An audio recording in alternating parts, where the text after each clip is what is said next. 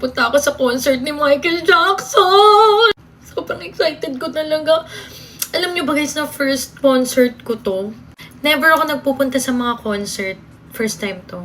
Sa mga magtatanong kagaya ng ate ko, paano yun patay na? Siyempre hindi siya mismo yung magpa-perform.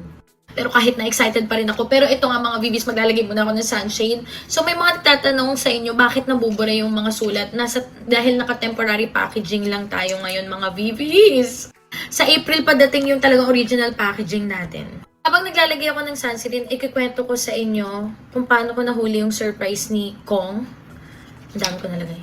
Kung paano ko nahuli yung surprise ni Kong na concert na to. Kasi si Chino, nag-send siya sa akin ng link ng concert. Tapos, nung nag-send siya sa akin ng link ng concert, sinend ko kaagad kay Kong yun kasi nga, magpapasama ako. Ngayon, nung nasend ko na sa kanya, inakyat ako ni Kong at sinabi, bakit ba nangunguna ka? Tapos nagulat ako, anong nangunguna? Magyayaya lang naman ako lumabas na manood ng concert. Yun pala, December pa lang, nagpabili na si Kong ng napadaming lagay ko. Pero, ganyan talaga ako mag-sunscreen. So, blend is the key. So, yun nga, December pa lang pala, may ticket na siya na Michael Jackson concert. So, wala na, nahuli ko na siya. Hindi siya marunong magsinungaling. Sana sinabi na lang niya, ano yan, hindi ko gustong pumunta dyan. Sana gumanong-ganon na lang siya. So, yun nga, mga VVs. After nyan, dinalaman ko na magko-concert si Kong. Ang dami nang na-curious magko-concert si Kong.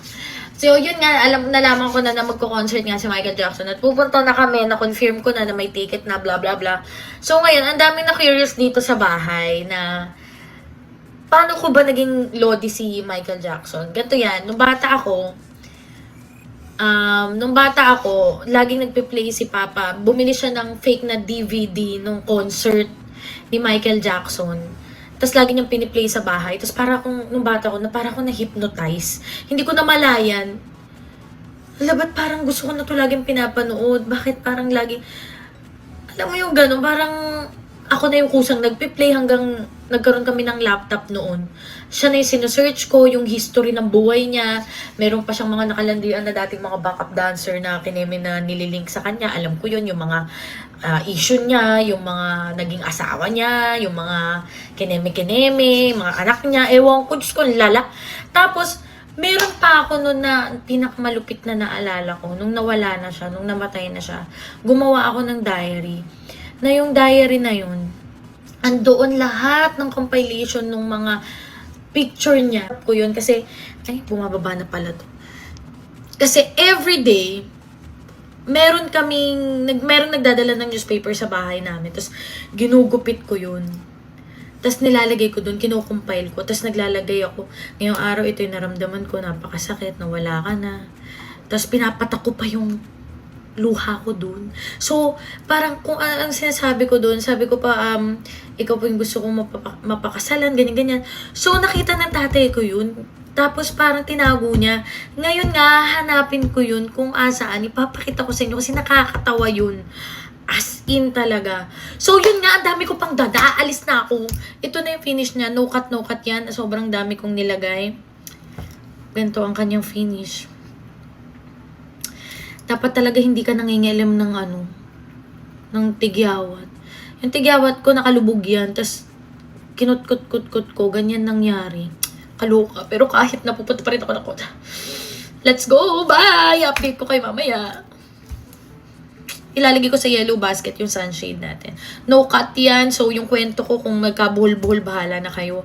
Bye! V-Line Cosmetics Tinted Sunscreen yung ginamit ni Ina sa video niya. Nakita nyo naman kung ano yung nangyari. Paalala lang ha, please huwag nyo ibabash yung creator or si Ina sa review niya kasi iba-iba tayo ng experience. Okay, first, bakit nga ba nagkaganon? Masasabi ko na it's very, very moisturizing kasi kapag tinignan yung ingredients list, guys, nasa pinakauna pa ay emollient. So, expect nyo na talaga, minention ko rin naman sa review ko, na hydrating and moisturizing siya. So, if you have oily and acne-prone skin, pwedeng hindi na kayo mag-moisturizer or mag-hydrator. So, tip ko sa inyo, kung gagamitin nyo tong tinted sunscreen ni V, First, kung oily and pawisin ka, skip your moisturizer kasi meron na itong mga moisturizing ingredients. It's like a 2-in-1 product na, moisturizer plus sunscreen. Second, tuturuan ko kayo kung paano mag-apply. Kung gumagamit kayo ng mga tinted sunscreen na moisturizing na, huwag nyo siyang i-apply na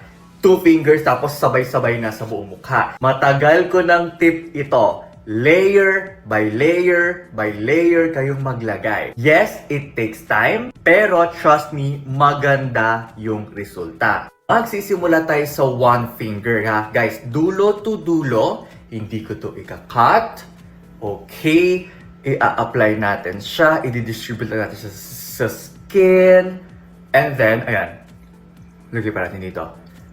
I-blend mo siya. This sunscreen is actually blendable. Guys, wala pala akong moisturizer na nilagay ha kasi I have very oily na skin and pawisin. Tingnan nyo. Ayan. So, kapag ito yung ginagamit kong sunscreen, hindi na ako nagmo-moisturizer and nagpa-powder talaga ako. Ito. Ayan o. Dagdagan pa natin. So, baka sabihin nyo sobrang konti. Ayan. Lagyan natin siya. No cut to ha. Girl, it's very blendable. Tingnan nyo. Huwag kayo maglalagay ng moisturizer talaga. Kasi yung kay Inay nangyari, para siya nagsabaw-sabaw, di ba? Kasi naghalo-halo yung mga ingredients. Siguro, I don't know ha, ito lang yung masasabi ko, baka meron siyang nilagay na moisturizer or primer before putting the sunscreen. Ayan. Di ba? It's actually blendable and luminous yung finish niya. It's not matte, it's not super glowy.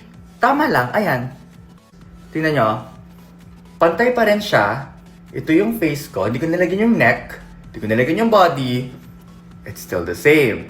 Same ng itsura. It's luminous. It's glowy. Pero hindi siya malagkit ha. Pero if you have pawisin, kung nagko-commute ka, kung ikaw yung tao na estudyante na wala kayong aircon sa school, please, i-layer nyo siya or i-finish nyo siya with powder. Kung super duper dry yung skin mo, flaky yung nagbabak-bak-bak-bak, mag-moisturizer ka before putting this. And last tip, kapag nagle-layer ka ng sunscreen and moisturizer sa umaga, moisturizer tapos let it sit sa skin mo. Huwag mo siyang sunod-sunod na i-apply. Let it sit for a minute or 2 and then maglagay ka na ng sunscreen. Ikaw, na-try mo na ba itong V-Line Tinted Sunscreen? If na-try mo na, let me know sa comment section. Ayun lang.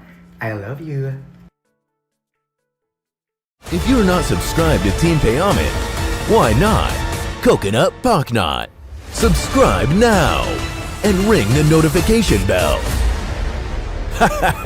Gago!